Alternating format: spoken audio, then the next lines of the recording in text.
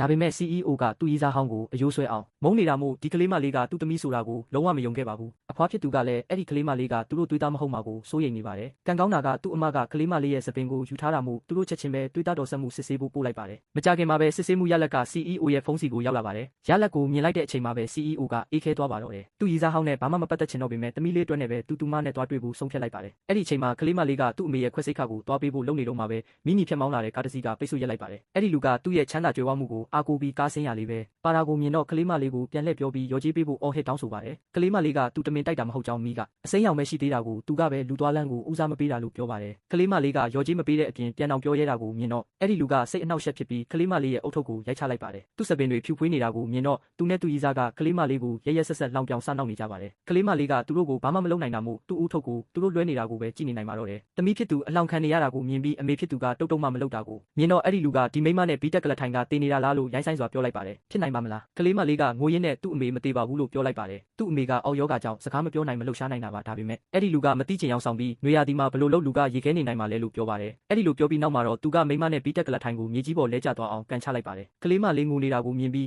အဲ့ဒီလူကပြောနေပါတယ်သူမသိတာကသူအခုလိုရက်ဆက်လေနောက်ပိုင်းမှာသူပေးဆက်ရမယ့်အကျိုးကပိုဆိုးရလာမှာပါအဲ့ဒီအချိန်မှာ CEO ကဆေးရုံမှာတားမိနှစ်ယောက်ကိုမတွေ့တာကြောင့်ဟယ်လီကော်ပတာတွေကိုချက်ချင်းလွတ်ပြီးနေရာအနှံ့လိုက်ရှာခိုင်းလိုက်ပါတယ်2မိနစ်အကြာမှာပဲသူ့ကိုရန်တော်တွေကကလေးမလေးရှိတဲ့နေရာကိုတွေ့သွားပါတယ်သူ့သမီးအနိုင်ကျင့်ခံနေရတာကိုသိလိုက်ရတဲ့ CEO ရဲ့မျက်လုံးတွေကချက်ချင်းပဲအေးဆက်သွားပါတယ်သူ့သမီးကိုအနိုင်ကျင့်တဲ့သူကဆိုးရွားတဲ့အကျိုးဆက်ကိုခံစားရမယ်လို့သူချိန်ဆလိုက်ပြီးကိုရန်တော်အဖွဲ့ကြီးနဲ့အဲ့ဒီနေရာကိုအမြန်ဆုံးသွားလိုက်ပါတယ်ဒီအချိန်မှာအဲ့ဒီလူကမောက်မာနေတော့မှဖြစ်ပြီးကပြင်ကဒေါ်လာ9သိန်းပေးဖို့တောင်းဆိုနေကမပေးရင်သူ့ဘဝကိုနောက်တရသွားအောင်လုပ်မယ်လို့ချိန်ချောက်နေပါတယ်ကလေးမလေးကပတ်စံမရှိဘူးလို့ပြောပေမဲ့အဲ့ဒီလူကကလေးမလေးအသေးလဲကာကွယ်နေတဲ့ကြောပိုးအိတ်ကိုတတိထားမိပြီးပတ်စံတွေနဲ့ပြည့်နေမယ်လို့ထင်သွားပါတယ်ကလေးမလေးကငိုရင်းနဲ့အဲ့ဒါသူ့အမေခွဲစိတ်ဖို့ပတ်စံမို့မထိပါနဲ့လို့တောင်းပန်ပါတယ်ဒါပေမဲ့အသေးနှလုံးမရှိတဲ့အဲ့ဒီလူကဘာမှဂရုမစိုက်ပဲကလေးမလေးရဲ့အိတ်ကိုလူယူဖို့တန်းပြီးလက်လန်းလိုက်ပါတယ်ပတ်စံတွေအကုန်ထွက်ကျလာပါတယ်အဲ့ဒီလောက်များတဲ့ပတ်စံကိုမြင်တော့အဲ့ဒီလူရဲ့မျက်လုံးတွေအယောင်တောက်သွားပါတယ်သူ့အမေရဲ့ခွဲစိတ်ခပတ်စံကိုလူဆိုးကလူယူသွားတာကိုမြင်တော့ကလေးမလေးကရှေ့ကိုခုန်ပေါက်ပြီးသူ့ခြေထောက်ကိုကိုက်လိုက်ပါတယ်အဲ့ဒီလူကနာကျင်လွန်းလို့ချက်ချင်းအော်ဟစ်လိုက်ပြီးနောက်လှည့်ကားထဲကဘေ့စ်ဘောတုပ်ကိုဆွဲထုတ်ပြီးကလေးမလေးကိုတင်ကန်းစာပေးဖို့ပြင်ပါတယ်ကံကောင်းတာကအရေးကြီးတဲ့အချိန်မှာစိတ်ကောင်းရှိတဲ့လမ်းသွားလမ်းလာတွေကဝင်လာပေးပေမဲ့အာနာရှိတဲ့အဲ့ဒီလူက